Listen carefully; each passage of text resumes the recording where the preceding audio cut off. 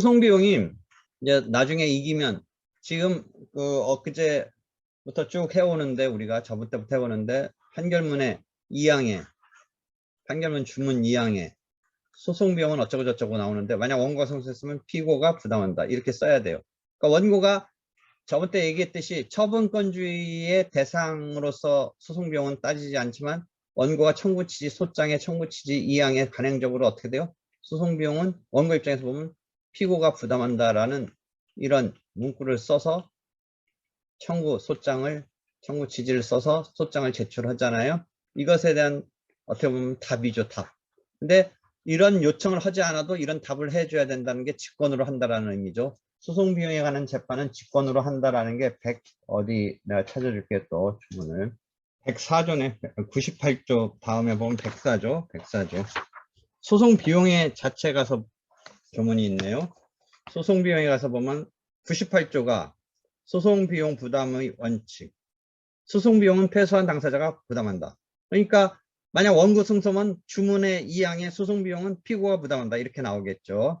쭉 조문 건너뛰어서 98조 다음에 이제 보면 104조에 보면 각 신급의 소송 비용의 재판. 법원은 사건을 완결하는 재판에서 직권으로, 이 표현 나오죠. 직권으로 그 신급의 소송 비용 전부에 대해서 재판하여야 한다. 직권으로 말 나오죠. 104조의 직권. 그러니까 이게 처분권자와 관련돼서 사실은 이게 예외로서 이런 거 적지 않아도 직권으로 해줘야 된다. 이런 이해해야 되는데 실은 쓴다. 이런 거죠. 소장에 쓴다.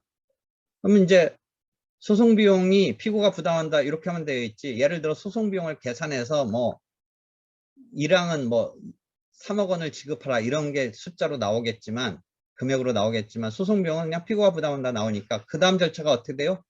소송 비용 확정 절차를 밟아야 돼요. 그러니까 소송 비용은 피고가 부담한다. 이렇게만 나와 있으니까 확정해서 얼만데 금액이 얼만데 피고가 그러니까 원고한테 상환해야 된다.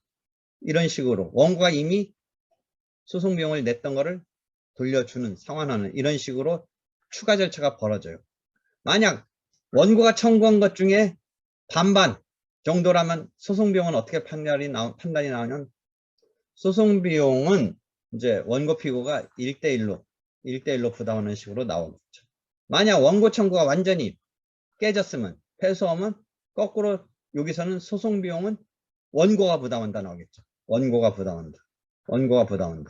그러면 피고는 자기 소송 비용으로서 자기가 나름의 지출한 비용을 계산해서 근데 주로 이제 원고가 소송 진행하다 보니까 원고가 소송 비용을 납부하면서 진행했으니까 아까 피고로부터 상환받는다는 게 조금 더 실감이 나는데 만약에 원고가 패소했으면 피고가 치른 소송 비용은 변호사 비용 같은 게 있을 수 있죠. 피고도 변호사를 선임했을 테니까. 그러니까 소송에 있어서 자칫 잘못해서 막 변호사를 통하든 자기가 뭐 뭔가 소송으로 괘씸해서 하든 자칫 지면 변호사 부수가 자기가 상환을 해야 되는 상황이 나오죠. 무슨 말인지 알겠어요? 제가 아까 말한 대로 1억을 청구했는데 완전히 뭔가 때문에 깨지면 피고가 1억 원의 방어를 위해서 변호사를 선임했고 얼마를 치렀을 거 아니야? 선임을 줬을 거 아니에요? 그랬을 때 계산상 정확히 계속 하는데 얼마를 하여튼 소송비용 산임에 관한 규칙에 따른 금액을 원고에게 상환해야 되는 이런 상황이 나오죠. 그러니까 어떻게 보면 이 부분서 함부로 소송했다가 본래 것에서 의도한 어떤 상황이 안 되면 즉 자기가 패소하면 변호사 보수를 부담해야 되는 이런 상황이 충분히 있을 수 있다는 걸 알아야겠죠. 이해하겠어요? 됐죠? 그래서 변호사 이런 보수가 문제가 돼요. 그래서 저번 때 이건 이제 일반 학생들이 뭔가 민사구제로 내가 그런 수업도 해주고 했는데 이런 상황. 그 부모님이 뭔가 교통사고를 당했을 때 뭔가 그쪽이 상대방 보험회사 내지는 상대방 측이 뭔가 원활한 이런 어떤 복구랄까 피해 회복을 안 해줘서 변호사 찾아가서 상담했더니 변호사가 소송하자고 그래가지고 변호사가 막 뭔가 막 되게 큰 금액을 청구를 했나 봐요. 상대방을 압박하려고 그랬는지. 근데 실제로 한 20%밖에 인정이 안 됐대요. 그래서 뭐 그래가지고 한 얼마밖에 인정이 안 됐는데 나중에 변호사 보수 거꾸로 80%를 진 거잖아요. 특히 손해배상 같은 건 뭐예요? 받더라도 과실상계가 상당하면, 본인 잘못이 상당하면 80% 정도가 다 빼고서 상계 처리가 되면, 과실에 대해서.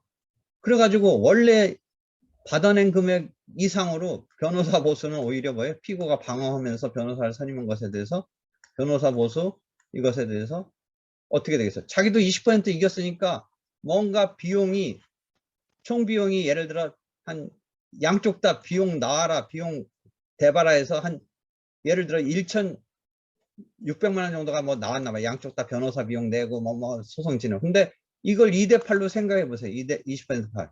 그러면 이쪽이 소송 거꾸로 80을 이쪽이 내야 되고, 소송 비용은 이쪽이 20을 내야 되잖아요. 그러니까 이렇게 되면 8대2니까 계산하기 하는데 1,600만 원 하지 말고 1,000만 원이라고 한다면 어떻게 돼요? 이쪽이 소송 비용은 800만 원 내야 되고 이쪽은 200만 원 내야 되니까, 요 속에서도 또 상계 처리하면 거꾸로 원고가 피고한테 소송 비용만을 서로 주거니 받거니 할 때 600만 원 돌려줘야 되죠. 이해하겠어요?